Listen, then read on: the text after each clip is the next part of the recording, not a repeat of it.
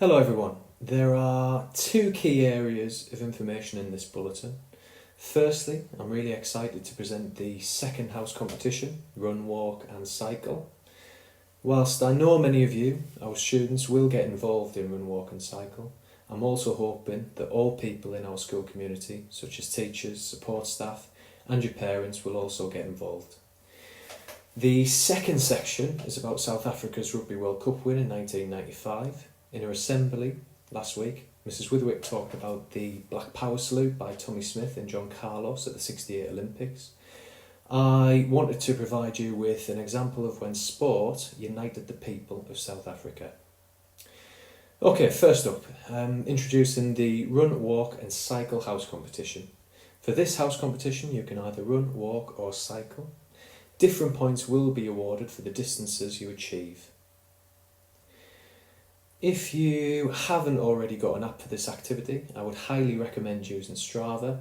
I think Strava is easy to use and reliable. You'll see when you use it, you can change the settings and use it for running, cycling and walking.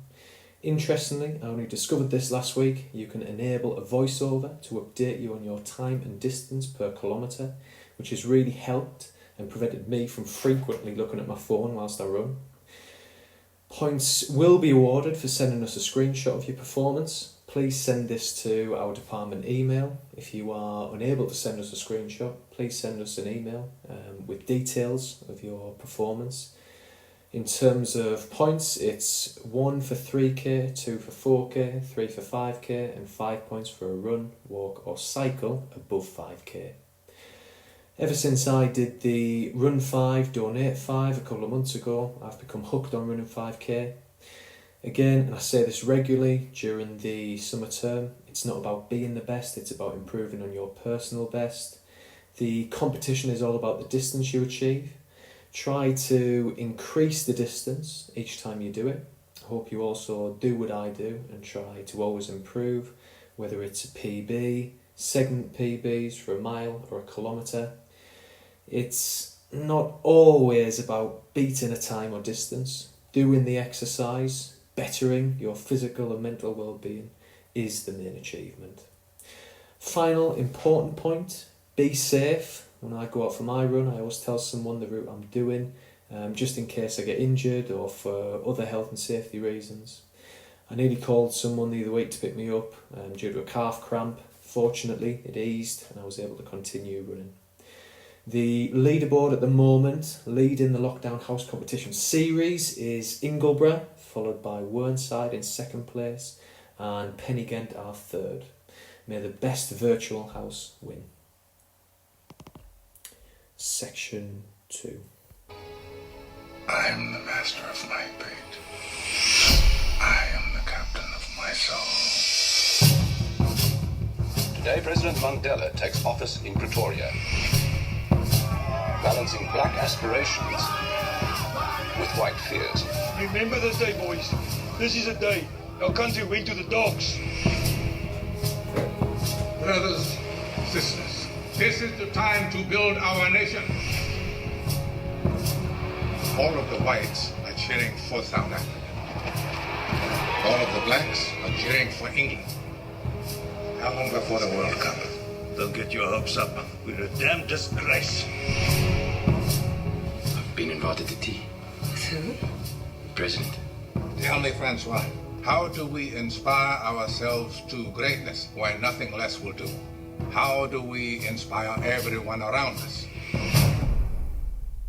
What did he want? I think he wants us to win the World Cup. This rugby is a political calculation. It is a human calculation. According to the experts, we'll reach the quarterfinals and no further. According to the experts, you and I should still be in jail. Times change. We need to change as well. We'll become more than just a rugby team. Did you ever imagine this? How could I? Do you hear? Listen to your country. This is it. This is our destiny.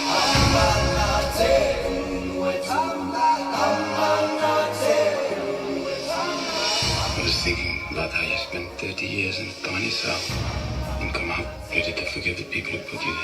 I am the master of light paint. I am the captain of my soul.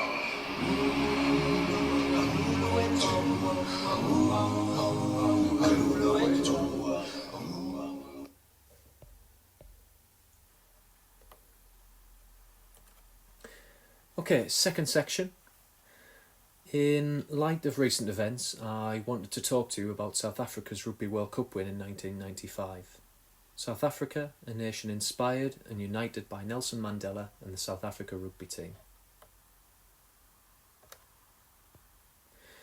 I first learned about the story behind South Africa's World Cup win when I watched the film Invictus, the trailer you just watched.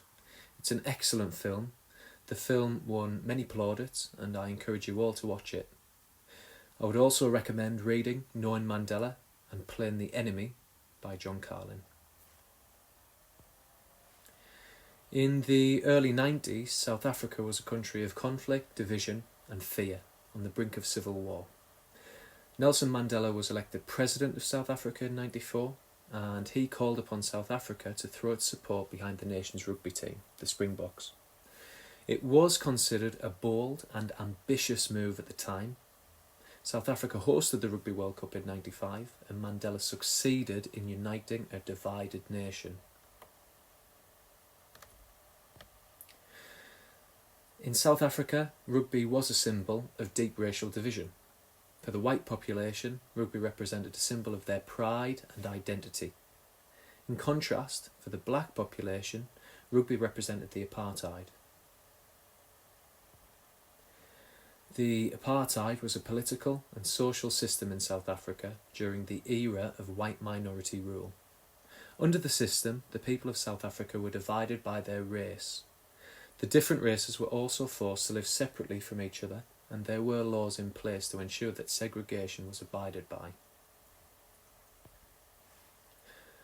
When the Springboks played at home, there was an area for white supporters and a smaller area for black supporters. The black population of South Africa always supported the visiting team, and there were calls for the Springbok emblem and shirt to be changed by the black population. For them, it represented a symbol of the apartheid. Mandela resisted the pressure to change the emblem and shirt, suggesting it would increase white fears and hate. He then rallied the nation around the players. In my opinion, whereas other people's thinking was predictable, often rash, impulsive, Mandela was solution-focused and understood the importance of surprise and grand gesture. A month into his first term as president, Mandela invited the Springbok captain, Francois Pienaar, to meet with him. Mandela asked the team to be his ambassadors of peace to both the white and black populations in the months leading up to the World Cup. Francois Pienaar was on board and acted on Mandela's vision. Since that meeting, South Africa's fortunes on and off the field began to change.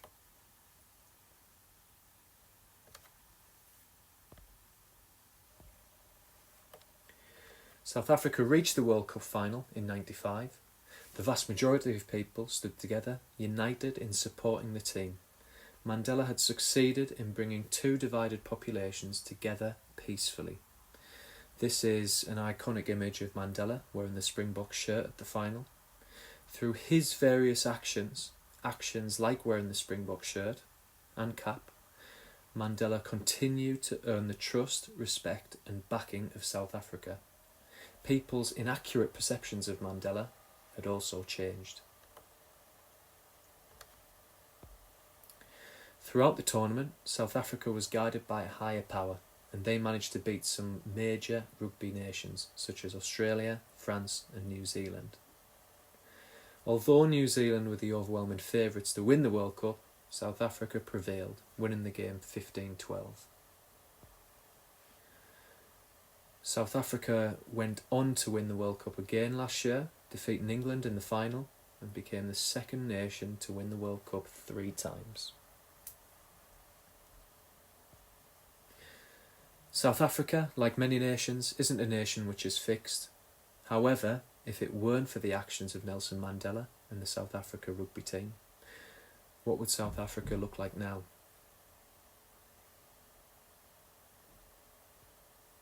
I think about how we can all learn from leaders like Nelson Mandela. Although he died in 2013, his legacy, actions and values will continue to inspire. In my opinion, in '95 and beyond, Nelson Mandela was an example to behold. He oozed empathy, forgiveness and kindness. I think we could all take a leaf out of his book.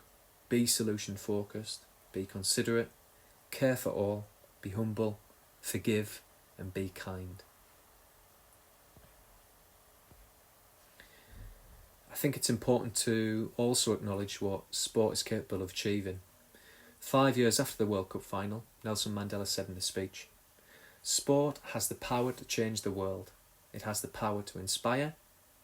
It has the power to unite people in a way that little else does." Thanks for listening and enjoy the rest of your week.